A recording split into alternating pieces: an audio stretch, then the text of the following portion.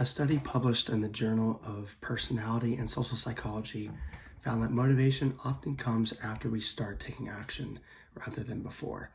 And so if you're waiting to feel motivated before you do something, chances are you'll probably be waiting forever. And so in this video, I want to talk about why motivation is a myth, how we can start taking actionable and consistent strides towards our goals, as well as my top 5 general tips for helping you to take that first step towards your goals. But before we get into that, if you're new here, hello and welcome. My name is Cooper. I'm a recent college graduate documenting my journey, as well as giving advice to you all here on this YouTube channel. So if that is something you are interested in, feel free to stick around. All right, let's get into point number 1. And so I just want to start off by just saying that motivation as we think of it today is a myth.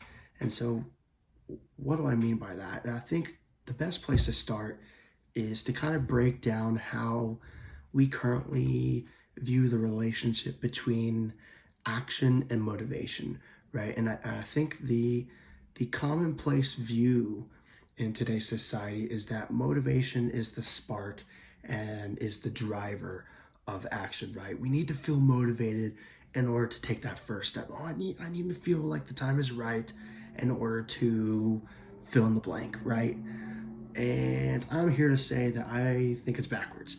I think we need to flip those. I really think that in order to feel motivated, we need to at least take our first step in the direction, whatever direction we're trying to go, right? And going back to this spark analogy, I think a good way of describing it is, for any of you out there who have ever built a campfire, the process kind of goes somewhat like this, right? You start by building your physical fuel foundation, which is the wood, right? You start by laying down your wood shavings, your small and large kindling, your branches, and then your logs. And once you have that good fuel wood foundation, then you go to add the spark. And what ends up happening in most of our experience is that you're sitting there trying to get that spark going. It takes 10 to 20 times before it finally poof, boom, and it combusts and it lights up. And I think, wow, that is such a good analogy. And I think people aren't aware of the language, like what they're really saying, right? They say, oh yeah, motivation is the spark I need to take action. Well, if it's a spark, sparks are easily blown out. Sparks are instantly fleeing. They're instantaneous, right? They pop in and out. They happen for one instant and then boom, immediately vanishes. And I think that's a terrible way of thinking about motivation. I think motivation needs to be the flame. The first step of action needs to be the spark, because as soon as you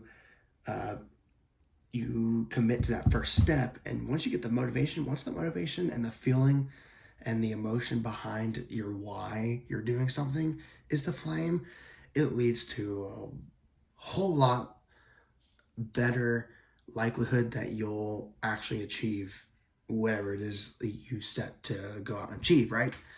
And why is that? Like what is motivation, right? It's ultimately a feeling.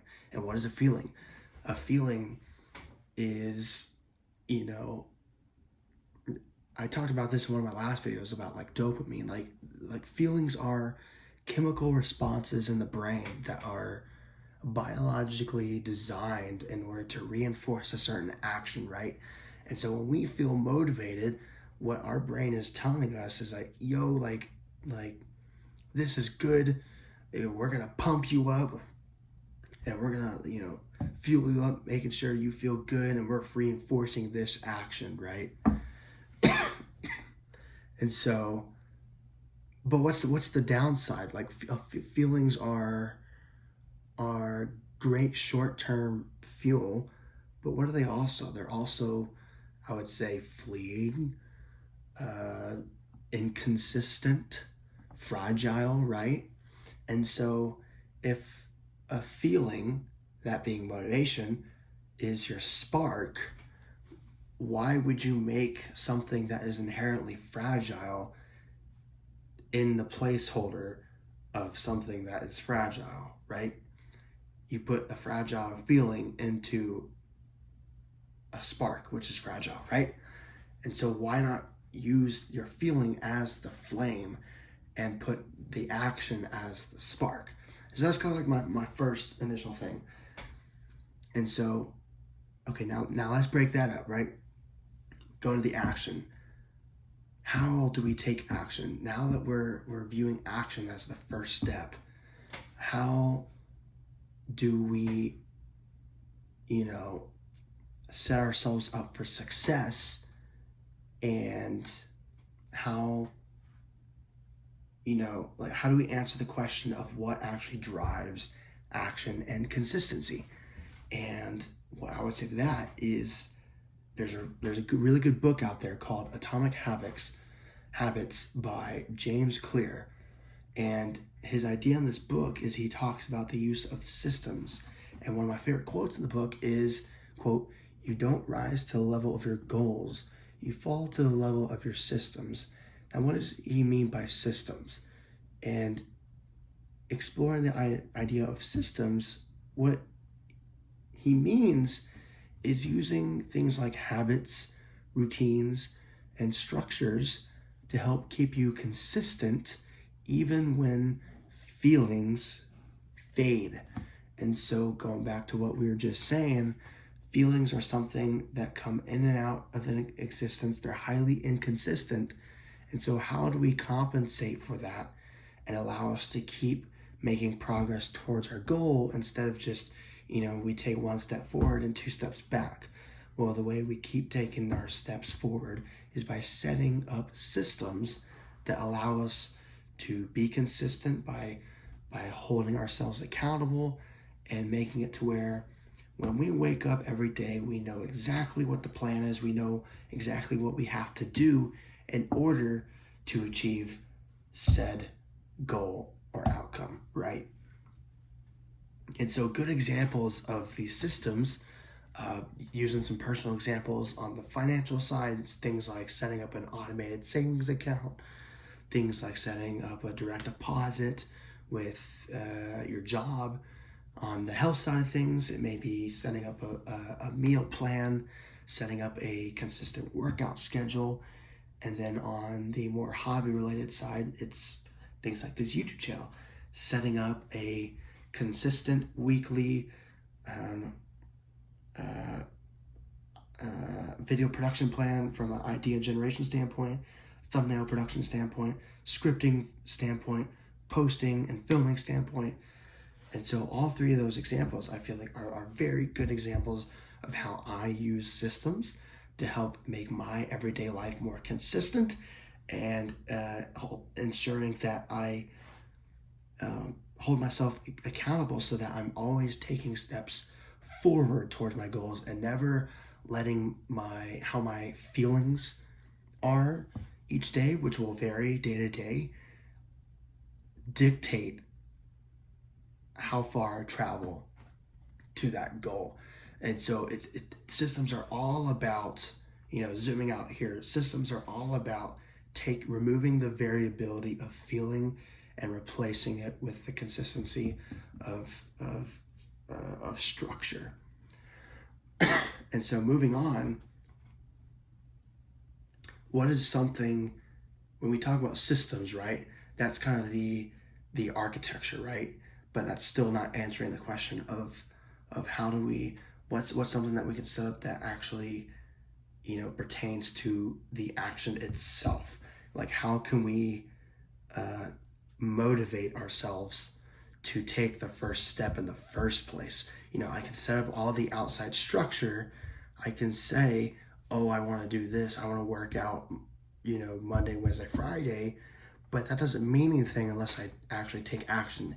So how do we actually take action? And my biggest tip for this is a concept called reducing friction.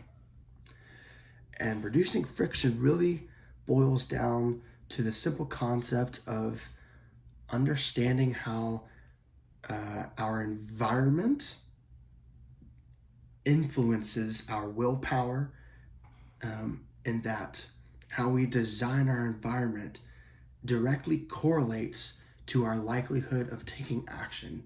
And so, what's an example of that, right? Another example I can think of is if you're someone who has to wake up early for your job, like I do.